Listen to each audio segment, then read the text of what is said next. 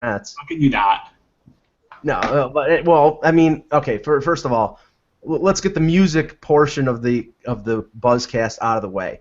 I drove with a couple friends to go see the Foo Fighters up at Molson Amphitheater in Toronto, and because we had three people in the car, and you have to understand, right now the Pan Am Games are going on in Toronto, and there's general hue and cry going on in the Toronto area because they've limited one of the lanes of the three lanes on the QEW for most of the area of Toronto to what they call HOV lanes, which means high occupancy vehicles. So only if you're three people or more, you can drive in those lanes. And that lane was completely empty, and the other lanes were relatively clogged for 2 o'clock in the afternoon. But I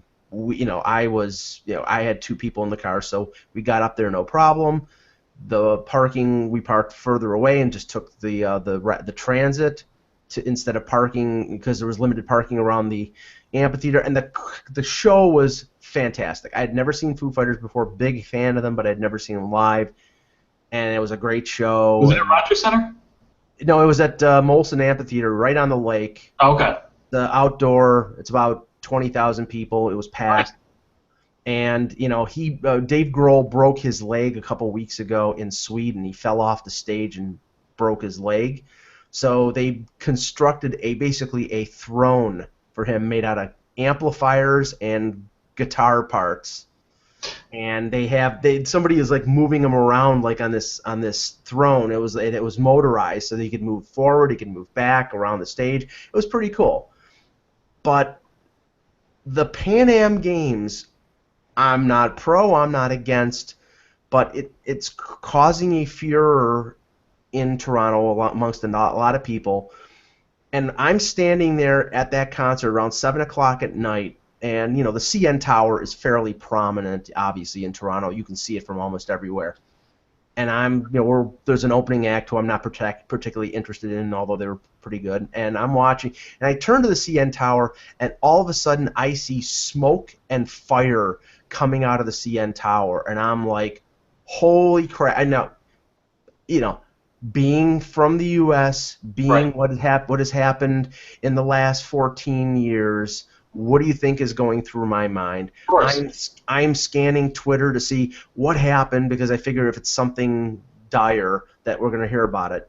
It ended up being they were testing the fireworks for the Pan Am Games. And Maybe a little heads up would have been nice on that. yes, and there was nothing out there. The mayor's office, nobody put this out there, and everybody in my area of the concerts looking at the CN Tower and like, oh my God, it's on fire, and yeah, and if you look on Twitter right now, you see the pictures. I mean, it's this big smoke, lots of smoke and lots of whatever coming, but because it was at 7 o'clock when the sun was still out, it looked like it was on fire. Right. So I mean, yeah, so it's bizarre, but great show, and yeah, you have something to look forward to. Yeah, I'm gonna. It's funny. I was telling my buddy that I'm going to Citi Field Wednesday, and it's gonna be sold out, and I'm really excited. And he's like, "Were you going to a Mets game?" I know, no, it's gonna be sold out. I'm going to see the. Jeez. So I'm pretty excited for that. Well, my Yankees are in town for the Red Sox this weekend, Ty. Yeah, sure. That's a make or break series for the Red Sox. If they don't win 2 out of 3 or sweep, they're donezo. So Yeah, well, yeah, that's what I was because my friends that I went to the concert with last night are rabid Red Sox fans. I was asking whether they were going to start dumping players if before July 31st if they don't get closer in the race. And yeah, if the Yankees are in first right now, and I think the Red Sox are 5.5 games out. So if they don't win at least 2 of 3, then they're yeah, it's It's not. funny. I've become such a working in baseball for so long that I do, being at the MLB Network, and I've just been in baseball for so long that I am a Yankee fan, but I've just become a fan of games ending because I can't go home until all the games end. So there, and the Rockies, every night there is a rainstorm or hail or snow in Denver, and it's like, hey, let's build a stadium next to the Rocky Mountains and not put a dome on it. That's awesome. But no one has caused me less sleep or to get home at 4 in the morning than the Rockies. So we are anti-Rockies right now. Well, Dan, imagine if they hadn't put if Tampa was not playing in a dome, or if Miami didn't have a retractable dome. I mean, I've been down in Florida. When I was down in Florida for the draft a couple weeks ago, in the middle of the afternoon, it was sunny. All of a sudden, the skies Yep. darkened. We Next had a thing you know, massive. right? Every day you have an hour which then there's a thunderstorm. So there would always be delays down there if that was the case. But yeah, anyway. So but you had something to say about the Mets. I mean, they're just. I know that one of their prized prospects got hurt yesterday, and he's out probably for, well, they say a month, but it could be. Like I said, I'm not the biggest baseball fan in the world, but like in the first 2 weeks of the season, the Mets have reclaimed New York. It's the Mets town again, and it's like, where'd that go? It's funny. I said to one of my buddies who's a diehard Ranger fan, I said to him, I go, was I this obnoxious in October when the Islanders were in first place? And he's like, yes, you were. I'm like, okay, now I understand. Well, I compared, and I didn't get a lot of people disagreeing with me. I continue to say that the Blue Jays in July is equal to the Leafs in March. Right. July is their swoon month. That's the month that that always separates the men from the boys, and they look like they're in grammar school right now because I think they lost 3 or 4 to the White Sox. I watched part of the game yesterday up in Toronto, and lots of my friends, lots of my followers on Twitter, a lot of Leaf fans are Blue Jays fans, and I'm a Yankees fan. So there's that dichotomy there. But I look at the Blue Jays, and it's like, and most of the teams in the AL East, including Boston, they have one part of the game that's fantastic. The Red Sox have a great lineup. Their pitching staff is horrible. Same with the Blue Jays. Sure. People criticize the Yankees. The Yankees at least have a decent lineup and a decent rotation and a decent bullpen. Bullpen's really good. Their balance is what is probably right now putting them apart from everybody else. So, yeah. Anyway, let's talk hockey. That's a good idea. All right. This is good. Yeah. Okay. Dan, you start and okay. Hello, Hockey World. Today is Friday, July 10th, 2015. I'm Dan Petru. And I'm Ty Anderson. And I'm Michael Agello, and this is the Hockeybuzzcast here on Hockeybuzz.com. We will have Eck back hopefully early next week. He's having some back pain, which is never enjoyable. But hopefully we'll have him back on Monday along with Kevin Allen to discuss the news and happenings in the NHL, which, as we know, continue to happen even though it is July 10th. Now, guys, we're a little over a week into free agency. It started on July 1st. We had some trades on July 1st, notably the Kessel deal. In these 9 days, if you look at the signings that are out there, there have been no bafflingly ridiculous contracts. The highest watermark in terms of money, I believe, was Mike Green at $6 million per but that was only for a 3-year deal. Bolesky was I think the longest one at 5 years, but the cap hit was less than 4. So no 7-year terms. One was you would consider big money. Is this a symptom, Dan, you first, of a bad free agent class, of the GMs being disciplined, or the fact that the salary cap didn't go up enough to give teams some flexibility? Yes, I think it's a little bit of both. We've reached the point now where you cannot give out bad contracts. Bad contracts will hurt you going down the road. You have to be smart. Although you didn't mention O'Reilly. I don't like the O'Reilly deal. I think he's a nice player. I think he's a second-line center on a good team. I think it's an absurd contract. I think if you're Derek Stepan, you're laughing. I think if you're Kyle Oposo, you're laughing. Mm-hmm. So you got to a point now where I think the GMs couldn't give out stupid money because a lot of them were up against the cap, and you have some of the bigger teams who have been notorious for spending money who are up against the cap. Like the Rangers couldn't do anything. The Bruins had to be smart about things. The Blackhawks are in cap hell. So you have a lot of the Kings are up against it. You have a lot of teams that had to be really smart and frugal. Yes, it wasn't a good class. If there was someone out there to give stupid amount of money to, it would have happened.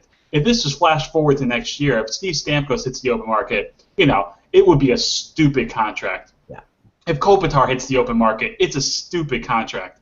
But I think I think the cap not going up is the biggest thing. And if it doesn't go up that much again next year, it's going to get really interesting because now you're going to have GMs who see players that are worth overpaying for, but do I give them that money knowing I don't have any cap room? So I think, like you said, I think it's a combination of everything that just kind of compiled into a very thin and top-heavy class.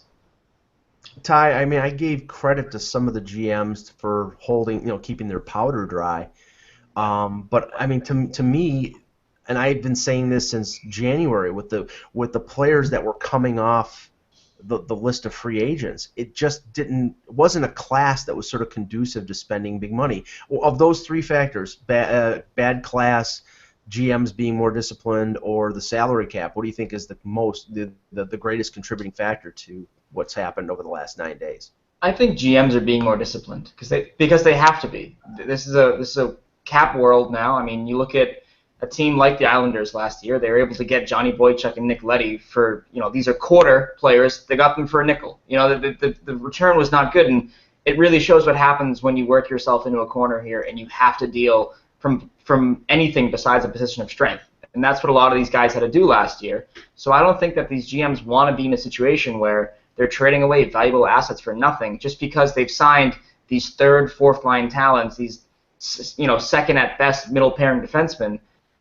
They don't want to sign them to these big contracts if they're just a mediocre player. And this market was a ton of mediocre talent. And I don't want to, harp on these guys and say they're garbage because a lot of them are valuable contributors, but they're not players that you give, 5 years and $20 million to, or you give them a no trade clause. And I think GMs are starting to be a bit more cognizant of that because, this is a world, this is an NHL, this is a league where you need to be in a good standing with the salary cap or you're not going to go anywhere. I mean, you're going to have to constantly rebuild on the fly. You're going to have to hope for diamonds in the rough, signing veterans to league minimum, and not everyone's going to be successful when they do that. And I think teams are catching on to that. It's you can't have 5 guys that make $9 million each and win. So when it comes to distributing your money, you have to be a bit more even, and I think you're seeing that across the board from these GMs. Yeah, you have to get value. You have to get production off of 1 or 2 guys on entry-level deals. You have to draft well. And you know what? What's becoming very important. Finding some college free agents really helps too. Finding a Kevin Hayes, a guy like that, someone you can bring in on a much cheaper deal and have control over and get production out of. Those are the kind of guys you need now. You cannot have 6 guys, like Ty said, making $9 million. It really has to get spread out. Well, I mean, I think this summer we've seen, in a way, the death of the bridge deal because at least for players who made an impact on their entry-level deal. I mean, a few years ago, when Toronto signed Nazem Kadri to a 2-year bridge deal, and the Rangers that same summer signed Stepan to a 2-year bridge deal, the money was comparable. Kadri was a little less than $3 million. I think Stepan was around the same. That's pretty economical cap hit for 2 players who could have a decent impact. Now, Kadri didn't with Toronto. Stepan is part of a much better team with the Rangers. But now Stepan's in a position here where he really can't sign. It's not beneficial for him to sign a bridge deal again unless it takes him to the foot of unrestricted free agency. And I don't think the Rangers want to do that because they want to hold on to him. But this summer, with Dougie Hamilton going as an RFA and the Bruins deciding that it was more beneficial to trade him rather than pay him $6 million a year, and Chicago doing the same thing with Brandon Saad, teams, I don't know whether teams, first of all, I don't think the players are willing to accept the bridge deal, and I think the teams, at least those teams, weren't willing to pay those players a bridge deal. Ty? Yeah, it's true. I mean, you look at these players, I think some of them were unique situations, whereas Hamilton, I just think, didn't want to be here, it would appear, because they never made a counteroffer to what the Bruins were trying to sell them. I think it's just these players now, they know the perils of a bridge deal. They know that they could fall off face of the earth. They could have a career-ending injury. They could, anything can happen at any point in time. So I think for these players now, I think it's just as soon as you hit that market and you can make that money, their agents are telling them, do this, do this. It's very rare that you see these bridge deals. The Bruins just had 2. They did with Ryan Spooner and Brett Connolly. Those players aren't of the same caliber as a Brandon Saad or a Dougie Hamilton, so there's a difference right there. So it's one of those things where the high-end talent, they are at a point where I don't believe they feel as if they need a bridge deal. They know what they can be, and they know they can be that for that team or 29 other teams. And that's the big thing, I think, in this market. And, I think the Blackhawks, apparently they knew an offer sheet was coming in because there's no reason why they would trade Brandon Saad otherwise. But you look at these teams, and I think that's a legitimate concern now because teams are going back to what we were talking about earlier. They're being careful with their cap. They're being careful with their picks. And they're making sure they have enough ammo to do an offer sheet if they really want to. And I think that's a big thing that's changing the game for a lot of GMs. No, I think that's a good point. And I think the best GMs find and identify their talent and maybe lock a player up longer than expected and allow them to grow into their contract. I think the Tarasenko deal is a fabulous deal for the player and the team. Yeah, if he hit the open market, he would get more than that. And it allows Tarasenko to grow into that deal. And in a couple of years, he's a bargain. I just can speak from experience. What the Islanders did, some people were criticizing the Travis Hamonic deal a year and a half ago. 7 years, $3.75 million. But one of those things, he's grown into that deal, and that looks like a bargain now. The Duncan Keith deal is an absolute bargain. Where the team and the player found a number, and it allows them to grow into that deal, and the player is still compensated very well, but they grow into that deal, and then there's still some maneuverability around too. What I think is a symptom of this is the fact that teams are consciously going to hold players back longer. Yes. Because absolutely. For example, I read an article by Jonas Siegel, reporter that I know in Toronto who works for TSN, talking about William Nylander, the Maple Leafs first-round pick from last year, and how he's going to test their patience in terms of making the team next year when they're saying right now they want to keep all their kids in the minors. I don't think there's a chance that William Nylander makes the Maple Leafs next year, even if he's the standout in training camp, because why do you waste a year of his entry-level deal when this team is going to finish in the bottom 5 to bottom 10 of the league? It's stupid. Yeah, and I think a lot of teams out there are going to keep their players in the American Hockey League or keep their players in junior and let them, play that extra year in junior, play that extra year in the American League, because having that entry-level deal and paying a player who could be an impact player making less than $1 million is currency that's so valuable right now in this cap world that you just can't underestimate it. And with Brandon Saad, after his 3-year entry-level deal expires, he goes from $895,000 to $6.5 million. Right. No, that's a good point. Which is clearly why McDavid will go back to juniors. No, I'm just kidding. Well, if you ask the Boston Bruins if they could do last year over, they would not have called up David Pastrnak. They would have kept him down in Providence, and they would have saved the year. And what happened is eventually Pastrnak suited up in enough games where he's now 1 year closer to unrestricted free agency, which is not what the Bruins wanted. And it really it shows you the perils of this when you're in cap trouble and you have to call these guys up and you have to rush their development. And if you don't make the playoffs, and if the player doesn't gain that experience that you want him to gain in terms of those minutes and that harder competition, what's the point, really? And I think that's an example of a team trying to hold somebody back, but when they're in a win-now situation, they really can't afford to do that. And even worse, I mean, they weren't even in a race for a playoff spot.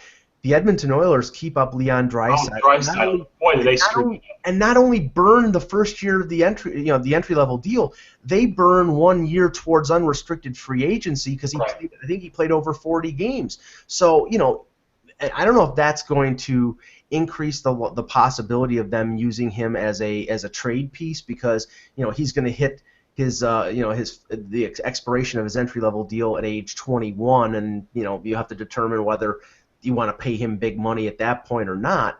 But it just showed no foresight on the part of the Edmonton Oilers with him.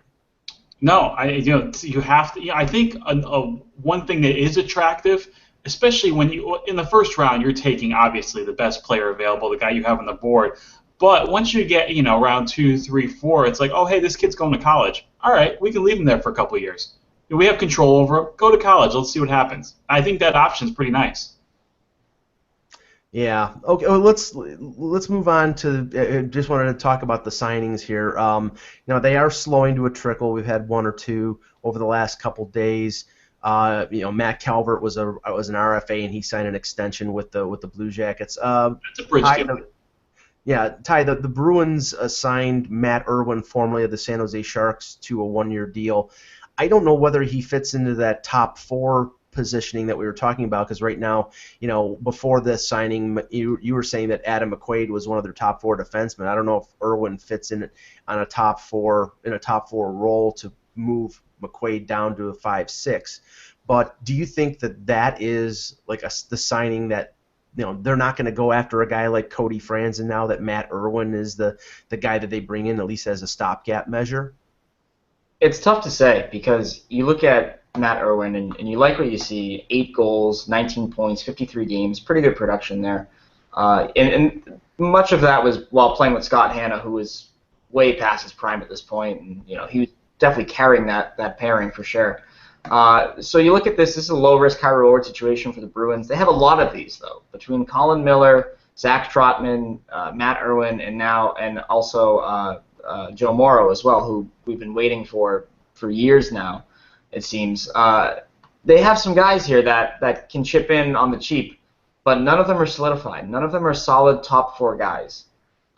Basically, what I understand is that Torrey Krug does want to be a top 4 defenseman. He wants that opportunity to prove himself, and if he could do that on the left side of their middle pairing, they could move Seidenberg to the right side and go into the year with Trotman and Chara as their top pairing. And then maybe they just look at this situation and they say, all right, this is what we're going to go with, and we'll readdress this at the deadline if we have to when it comes to these trade chips they have, because now they have 9 defensemen vying for realistically 7 spots. No team carries 8 defensemen. That's just insanity.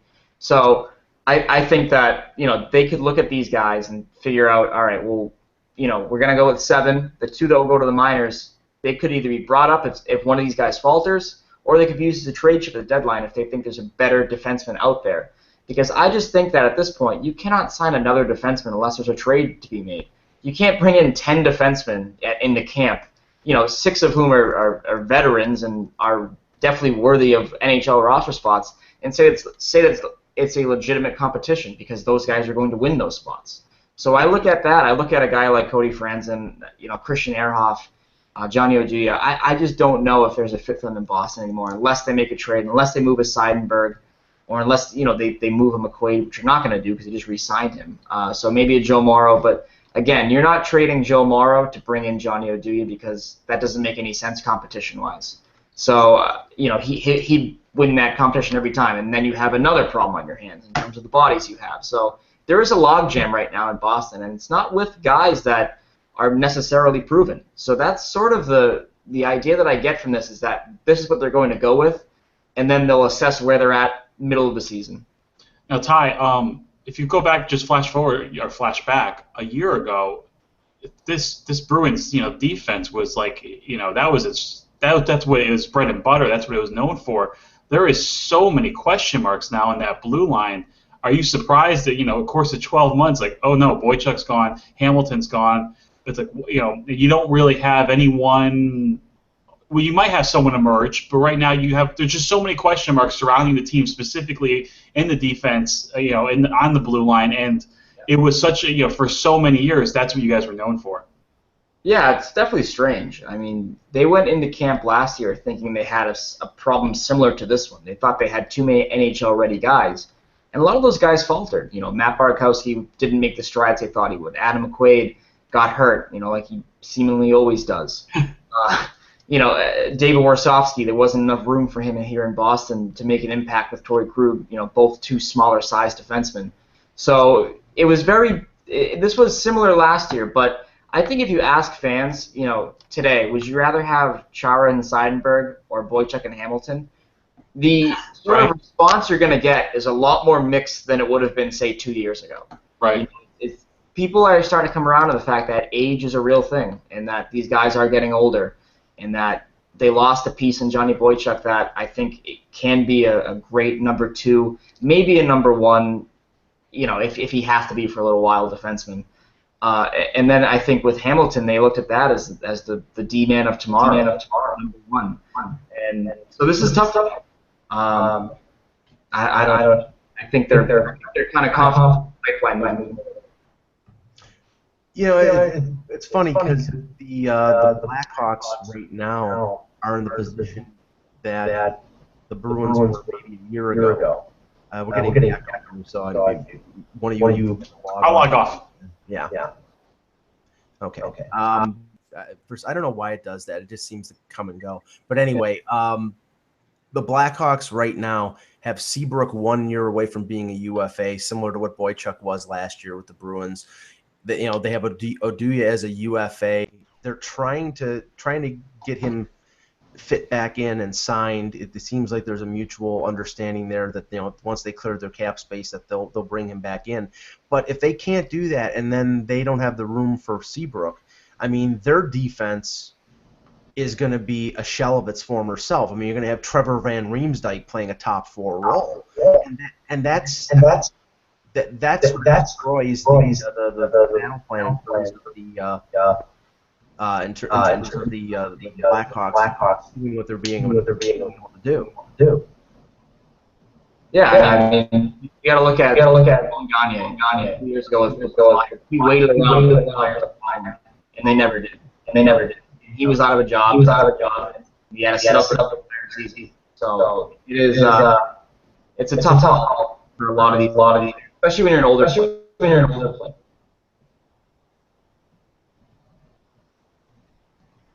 No, you're right. I mean, we're still on? Yeah, I think Mike said he was going to log off. Okay. I was trying to. Actually, you sound better now, Mike. Okay. Yeah, all right. We're good. What were you saying, Ty, about the Blackhawks? Well, a player like Johnny, the time to wait around. He can't go in without a contract. Ty, you log off.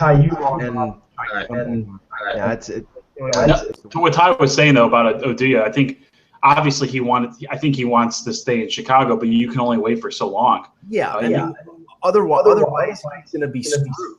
Right. So the echo apparently is me here. Once Ty gets back, I'll log off a second and come back and I'm here to see you guys. Well, here, let me just put this to you guys while I log off and log back in again.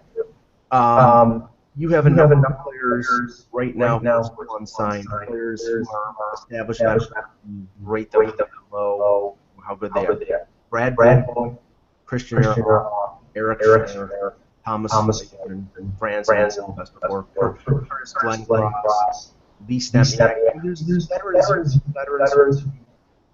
second, third line, fourth, fifth defenseman role who are out. Elliott is 30 watts. They put it up yesterday. Quoted a trip saying a lot of players, types of players, are going to take training invites. And I'm like, guy like Cody thought he was going to get $5 million a year, and now he can't invite. No, I think. Gee, I'd be hard pressed to think that Franson can't get a deal before the start of training camp. Now, some of the other guys, I think all the names you just mentioned are very good hockey players, and they can definitely help out. A team. The problem is a lot of these guys are role players. They're middle six forwards. They're middle pairing, maybe 4 or 5 defensemen. So I think the GMs now have to be careful. You can't give a third-line player second-line money and or a second-line player first-line money. I'm kind of surprised Eric Fair doesn't have a job. I'm kind of surprised Cody Franson doesn't have a job. I think they will, but I don't. The market is dictating. Like, look, here's what you're going to get. You might have to sign a 1-year deal. You're definitely not getting a long-term deal. So I think there has to be some flexibility with some of these players. Of that list, who are you most surprised that is not signed? I'm kind of surprised Franson's not signed because of his age and his ability. I think he's a pretty good defenseman. I think he could definitely help out a team. And I also thought a team that had a lot of cap space, that had to spend money, like maybe in Arizona, someone like that, could actually give him a little bit more, maybe what he's worth, because they have to get up to the cap floor. I mean, Arizona basically signed the same players that they had last year. They re-signed Benedict.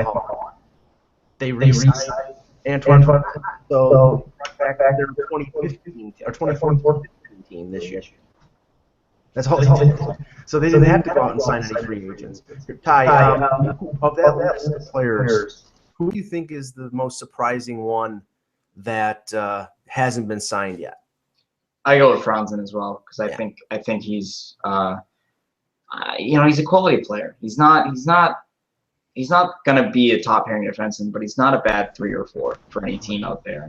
And I think that's a big thing, especially that has value here. Especially, he does have experience with the Leafs and with the Preds in the playoffs. I mean, it's not the greatest experience, of course, but it is experience nevertheless. So I think that a guy like that, he should be signed at this point. And it makes me wonder why he's not. I just wonder if his demands are too high in terms of years and money, or one or the other.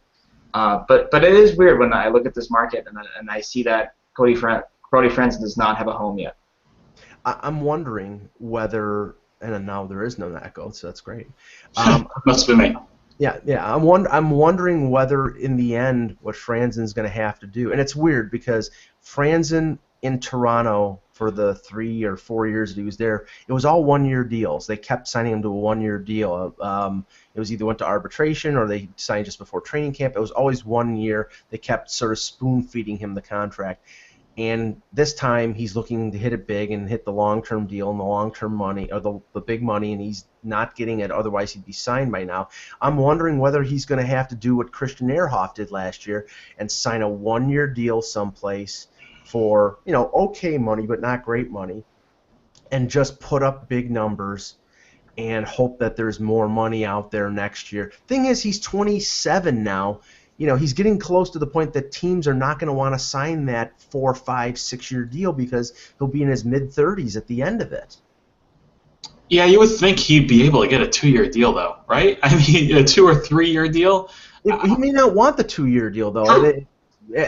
At this point, I don't know what kind of deal Ehrhoff's going to get, but I think the plan with Ehrhoff coming off the compliance buyout with Buffalo was, let me go to Pittsburgh. They got Crosby and Malkin and all these guys, and I can put up big offensive totals, and then I can go to free agency and I'll rake it in. And the problem was that Pittsburgh sort of had a down offensive year, and then he got hurt, so it didn't come. He was okay though when he played. He was okay. Yeah. No, he's a good defenseman. I like Christian Ehrhoff as a defenseman. I'm just saying that, right now it's better. It may be better for Franzen just to sort of lock down a job, get some decent money, play on a team, say Pittsburgh or a couple other teams out there that are looking to add one defenseman, or even go back to Toronto for a year. I was going to write about that today. I mean, Toronto is open. They have, after they signed Jonathan Bernier, they're probably going to have around $5-6 million in cap room. They have the Nathan Horton deal that they can sort of play around with long-term injury. They have a lot of flexibility. They wouldn't be opposed to signing Cody Franzen and then trading him again at the deadline and getting a draft pick. So it's a scenario that he knows, so maybe that would be a fit. But there's other situations out there, Ty, that a defenseman like him probably would rather go on a 1-year deal than lock himself in at a low amount for 2 years. Yeah, it's true. And one of the things about Ehrhoff that I think is worth noting, especially when teams sort of look at him and look at his numbers and say, oh, they were down, is that he had a switch to the right side with Chris Letang and with Paul Martin. And that can be hard for a defenseman, especially a veteran one like Ehrhoff. But yeah, no, I mean, if you're a player and you have the choice to go back to Toronto on a 1-year, 2-year deal, and you know that you can get traded again, I mean, it's kind of tough. At a certain point in your career, I think it's tough to keep uprooting, your family or whatever, your personal life, whatever it is. And truthfully, when you don't know where you're going next, he had a feeling, it seemed, that Nashville could have been a fit for him because he used to play there, and he always liked being there, he said. But, I mean, by this deadline next year, he could go anywhere. You don't know who's going to pop up as a buyer, and I think that's a dangerous game to play if you're a veteran player and you are older and you likely have a family and you likely have kids, and there are a lot of moving parts with that I think people tend to sort of forget or not consider. And I mean, if I just don't know. If I were him, I would go to a contender. I just think that you're at the point where you can't be on a rebuilding team for as long as you have been, because at a certain point I think it does decrease your value around the league, whether you realize it or not. It's one of those situations where GMs can say, all right, well, he only produces in that system, so why do we want to bring him in? And it's not always fair to that player, but it's a real concern that I know that GMs and scouts and players like that have. When you're in a losing environment for too long, it can affect who you are as an overall player. Yeah.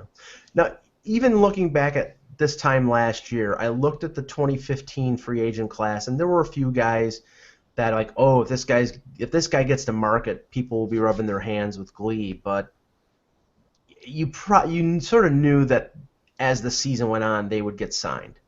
I think Spezza was one of them, and he got signed by Dallas, got extended, so there was, he wasn't going to hit the market. If you look at the 2016 free agent class, and we'll be doing this throughout the year, obviously. I mean, I'll just read off a list of 6 or 7 guys here: Bufflin, Mark Giordano, Ryan Kessler, Kopitar, Lucic, Kyle Oppozo, Brent Seabrook, Jakub Voracek, and of course Steven Stamkos. Now, I'm sure that maybe a majority, some of these guys will be signed. Let's say half. Yeah, let's say half before July 1st next year. But there are things right now that could contribute to more of these guys hitting the market than we expect. There is nothing new coming in terms of hockey-related revenue into the NHL next year. The World Cup will not affect hockey-related revenue until the following year, because they'll determine the cap by June of next year, and the World Cup won't happen until August. So any monies made from it would affect the cap going forward the next year for 2017. And expansion, if the only way that would affect is if they take the $500 million expansion fee before June of next year, which is possible. But if they don't, then the cap will be based essentially on revenue that is already locked in, the NBC contract, the Sportsnet contract, and it could go up maybe $1 million or $2 million like it did this year. I mean, I'm not sure how much upward mobility there is going to be, and if that's the case, Ty, you first. I don't know whether some of these teams, say, for example, Tampa, how they're going to fit. They will sign Stamkos. They won't let him walk away for free as a free agent. They won't trade him. But a couple years down the line, they have the restricted free agent bridge deals of Tyler Johnson, Palat, Kucherov is up after next year. They're going to have lots of money coming up. And they're going to have to balance, do we get rid of one guy or do we get rid of 2 of the other guys because we can't afford them? Yeah, that's the hardest question in the world, especially when you're talking about a guy like Steven Stamkos. I mean, this is an unbelievable player, probably just the best, one of the best pure shooters in the world, maybe the best, really. I mean, it's hard. It's hard to weigh that out. And, if you ask around the league, the guys that are the most pissed off about this are the 3rd and 4th line players, because they're the ones getting squeezed out of money. They're the ones that they don't have jobs right now because teams can't pay them because they got to focus on these guys. And I think it's just crazy when you look at this. When you look at this class that's coming up, I mean, a lot of these guys could be moving homes. They could be going to new cities. They could be trading. I mean, it's crazy to think like what can happen. This landscape is forever changing. And it's unfortunate because I look at this market, I look at what's going to happen down the road, I look at the Ryan O'Reilly contract, and I know that we're going to another lockout, in absolutely. 6 or 7 years. Oh, yeah. And it's infuriating when you look at that like that, and I think that's sort of going to play a factor as we get closer to it. Do they want to give him the max contract if they know, they're not going to get all of those years, or if it's going to be revised under a new CBA or anything like that. So I think when you look at these teams like Tampa Bay, they have to have a scope for the long term, and that's very hard. I think right now when you have, it's the perils of being good at analyzing talent and evaluating the players you have and signing them. I mean, all these teams would love to have a Tyler Johnson, Andre Palat, Steven Stamkos, but they don't have it in their pipeline. So when you do, you have to find a way to divvy it up the right way, or you're just Chicago, and you have to reset it every few years, which is not a recipe for long-term success, as we know. Despite them winning 3 Stanley Cups and throwing logic out the window, it's just I don't think it's a long-term, beneficial plan to anybody. But It's just, I don't know. I think when we talk about the reason why the Blackhawks are able to reset is because their core, Kane, Taves, and Keith, are transcendent players at their position. And I think that's why they are just so much better than other teams' cores, and they really know how to raise their game even more, during the playoffs. I'll throw it out there. If I'm Steve Yzerman, I obviously want to re-sign Steven Stamkos. But if it gets to a point, man, where I have to look at the big picture, do I re-sign Steven Stamkos, or do I possibly lose two of Kucherov, Palat, Killorn, and Johnson? That's a tough situation. How does Yzerman deal with this? Because shoot, if you I'm going to say it, if you traded Steven Stamkos at the deadline next year, you're going to get a top 6 forward, a couple draft picks, and probably whatever team's number 1 prospect who is on an entry-level deal who you can control for a few more years. I'm not saying they should trade Steve Stamkos, but it's something you might have to explore. And it's not only Palat, and it's not only Johnson, and it's not only Hedman too. Yeah, Victor Hedman is making $4 million, right? And he's got 1 more year after this year. And I'm sorry, he's going to get paid north of $7 million. At least, yeah, he might push $8 million, and he should. Based on the market, absolutely, Victor Hedman's an $8 million a year player. So I mean, the dilemma here is, and the thing with the Blackhawks, everybody gives great plaudits to Stan Bowman for tearing it down, rebuilding, winning a cup, tearing it down, rebuilding, winning a cup. Thing is, he had the advantage of Kane and Taves and Keith all in their early to mid-20s. Right. Now they're 26, 27, 20. He can do it maybe one more time and maybe win another cup in the next few years until those players start to decline physically, because being in the league since 18 or 19, being in the league 10, 11 years, you're just going to start slowing down. You're going to start, the wear and tear is going to start on your bodies. And the problem is that they're going to be paying these guys $10 million when they're declining assets. Well, Mike, I have a question for you. Here's a question I'll pose to you. What team that's obviously Stamkos would, if he left Tampa, would want to go to a competitor? Which competitor has the room to sign him? All these good teams are right up against the cap. Well, there's a team in Ontario. Competitor. Yeah, I said, Yeah, I mean, Stamkos isn't going to want to go. Don't get me wrong. I think Toronto's going to be good in a couple of years. The Anaheim Ducks are the only contending team that have oodles of cap room that they could, if Stamkos hit free agency, that they could add him. The Islanders have $10 million in cap room. If they don't bring back a post, so they have more. Right, but the window for the Islanders would be 3 years until Tavares' contract is up, and then he's going to expect to make. I mean, that's the thing. All these players, these linchpin franchise players. I mean, Tavares is making $5.5 million. When his deal expires, he's going to expect to make 8 figures. He's going to want to make what Kane and Taves are making, and Absolutely. if he doesn't with the Islanders, he's going to go someplace that's going to pay him. Right. I think with any of these situations, you need one superstar that's willing to take a discount. Right. You need it. You can't have, like, with Kane and Taves, they got those matching sort of contracts and those max deals, and I think that's possible because Duncan Keith is not making max money. Right. And you always need one player to take a little bit less than what he could get on the open market. I think that's but it's hard. How do you sell that? Right. You take a little more money so we can bring in someone else and pay him more than you. How does Duncan Keith feel that he's making half of what Kane and Taves are making? He's making 5.5, and Kane and Taves are making over 10. I mean, don't get me wrong. I'll take $5 million. I don't care what anybody else is making. I take the half. Yeah, I'll take the half. I'm not complaining, but I'm not Duncan Keith. So I mean, if you're on the ice and you're the Conn Smythe Trophy winner, and you look at your team captain and your leading scorer, and your leading goal scorer, and they're making double what you're making, I'm like, okay, I should fire my agent for signing that damn long-term deal. Well, you could argue that you are the Conn Smythe winner of these webcasts. I mean, you play through everything. You got other high-end talent that are out with injuries, not playing hurt, and yet you are still here. Sure. Oh, I'm not touching that one. Well, I look at this, and when you take a discount if you're a player and it's not a 15-year deal, whatever it is, it comes back around. You have to at a certain point you want to get paid. I look at David Krejci. David Krejci, when he took 2 discount deals with Boston Bruins when they were at their height, being a cup contending team.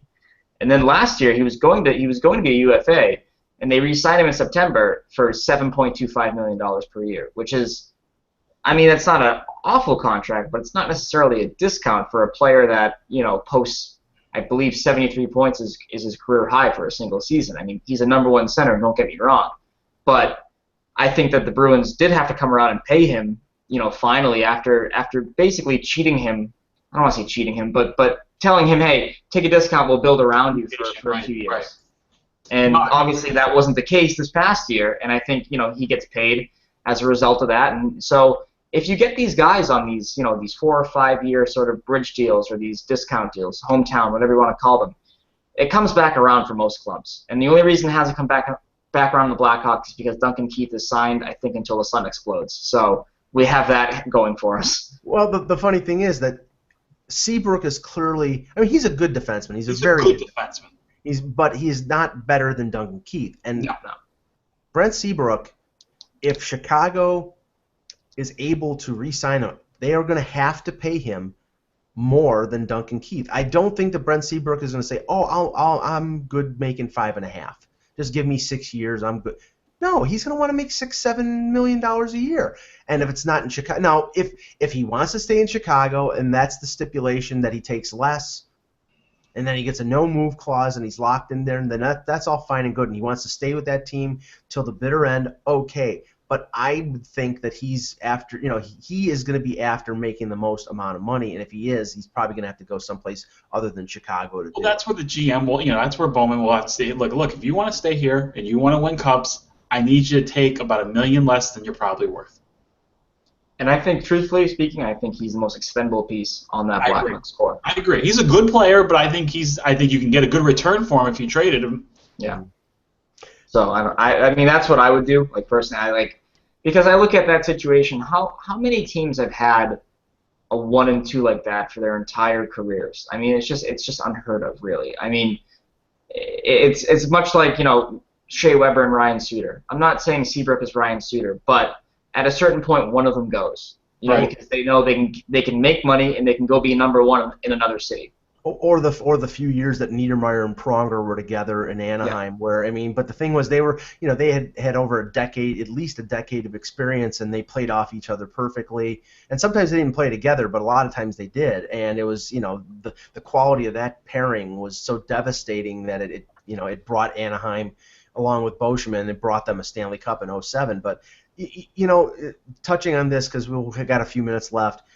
And not to talk about the Kessel deal ad infinitum, but the thing is that you don't realize how difficult it is for these teams, not just Toronto, but anybody, to move these long-term deals. Toronto, that was one of the reasons why I was advocating the Leafs moving Kessel now, moving Phaneuf as, if they can move him this year before the deadline or maybe next summer, moving them now while they still have years of quality left. Kessel's a very good player. I think he's going to thrive in Pittsburgh. I think he's going to score 40 to 45 goals playing for Crosby or Malkin. He's 27, going on 28 in October. I think 2-3 years at the top of his game, and inherently, unless he's a freak of nature, he's going to start to decline like all players do at 30, 31, 32 years old, and he was making $8 million, and he was going to be locked up till he was, I think, age 34, making $8 million. So the Leafs $1.2 million for the next 7 years, which probably is just the increase of the cap, say, for next year, and they move on, and they now are able to sort of bottom out without his scoring, and maybe we'll get some draft pick, higher draft picks, and rebuild that way. But down the line, good luck for Pittsburgh moving, Crosby and Malkin when they start to decompensate, or good luck with Chicago trying to trade Taves and Kane making $10 million. I don't know how they do it. The funny thing is, we didn't even talk about the restricted free agents at the end of next year. The Nathan McKinnons, the Seth Joneses. What's Seth Jones going to get next year? Well, That's crazy. I mean, well, see, the thing is, again, Nashville has the benefit of having Robin Yossi signed on a long-term deal, making I think That's a nice deal. That's a real nice contract. right, and that might be the trend. You know, you had one good year. We will pay you for 5 or 6 years. We'll give you $4 million, but we're not going to give you 6. Yeah, that's a good point.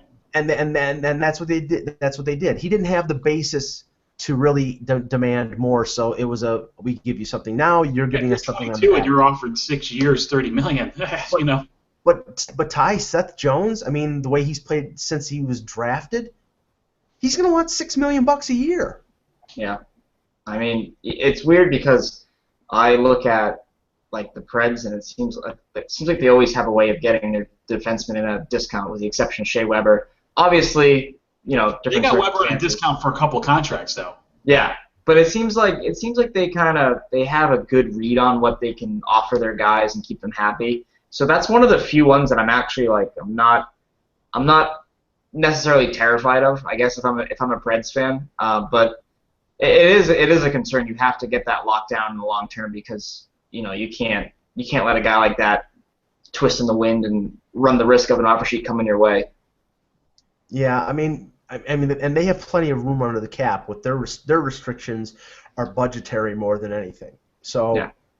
If they can make room in the budget to pay Seth Jones $6 million a year, which I think, you know, it would benefit them not to sign him to a bridge deal, right? Unless he takes, say, $2 million, and he's not going to do that. No. So, you know, his agent is going to want to get him locked up for at least 5 years and make significant money, and then David Poile and Paul Fenton in Nashville have to make the decision of whether they want to pony up that money, or they, you know, I can't see them just having Yossi and Weber. You got to have a little more depth in your defense than that, especially with their lack of scoring, which they've had over the years. It's starting to get a little better, but the other name you mentioned was McKinnon. I think the whole reason for the trade of Ryan O'Reilly was to clear space for McKinnon. Yep. I mean, I agree. Yeah, I mean that dilemma with O'Reilly, and I talked about this with Eck over and over the last couple of years. Ryan O'Reilly was not staying in Colorado. Ryan O'Reilly was intent on forcing the issue with Colorado to make more than Matt Duchene. He thought he was as good or a better player than Matt Duchene. You can disagree or agree on that, but he put up comparable offensive totals. I think he's a better two-way player than Matt Duchene. I like Matt Duchene, but I think O'Reilly's a really good player, and they constantly tried to pay him less, and it got to the point where he had to go and get an offer sheet and then sign a deal to put him to the brink of unrestricted free agency to get Colorado to pay him equal to Duchene. So you knew that he was going to be gone. But the whole reason to let Paul Stastny walk as a UFA and to move Ryan O'Reilly prematurely was to get Nathan McKinnon signed on a long-term deal. I would say Nathan McKinnon is going to get locked up sometime before or during this season to a long-term extension. So. I mean, I think too. I think one of the aspects of the O'Reilly, you know, Avalanche drama was the fact that I think he wanted to be the captain. He thought he was going to be the captain. Gabe Landeskog became the captain, and I think that always sort of it muddled that relationship quite a bit. Yeah, there were some weird dynamics in that locker room for sure. And I'm wondering whether, I mean, okay, he comes to Buffalo, they sign his brother to a one-way deal, and his brother has been nothing but a journeyman throughout his career, even went to the KHL, I believe. He gets a $7.5 million deal for 7 years, most of it being signing bonus, which means it's essentially unbuyoutable. And, you know, he's 24 years old, so they have him locked up for the prime of his career.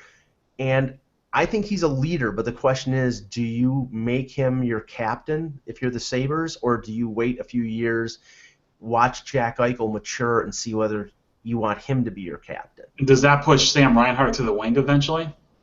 No, I think that I don't foresee Sam Reinhart as a third-line center. I think it moves Gergensons to the wing definitely as a top. Yeah, definitely, right. Top six winger. It may in the short term, Dan, because what could be at work. But the thing is, O'Reilly also played the wing too. So that's true. That's true. Yeah, you're right. Actually, it's a good problem to have. But and I'm not saying that I have any kind of inside information on this when it comes to the Sabres, but Reinhart apparently got in really good physical shape. He knew that after that 9-game preview last year in the NHL that he definitely needed to get stronger, and he had a great World Junior. But he's 19 until November. If the Sabres want to get him like power play time, 20 minutes a night in the American Hockey League, they're going to have to hold on to him for a month and wait till his 20th birthday clicks in, and then they could send him down to the AHL. And that might be the plan with them. But yeah, they might start him out on the wing because they have enough options up the middle that they can do that. So, all right, guys, great show. Like I said, we will be back on Monday with another edition of the Buzzcast. We should have Eklund back. We may have Kevin Allen. Our cast of characters: Dan, Russ Cohen, a slew of others. You never know. That's why you tune in. For Dan Petru, for Ty Anderson, I'm Michael Agello, and remember, without the buzz, it's just hockey.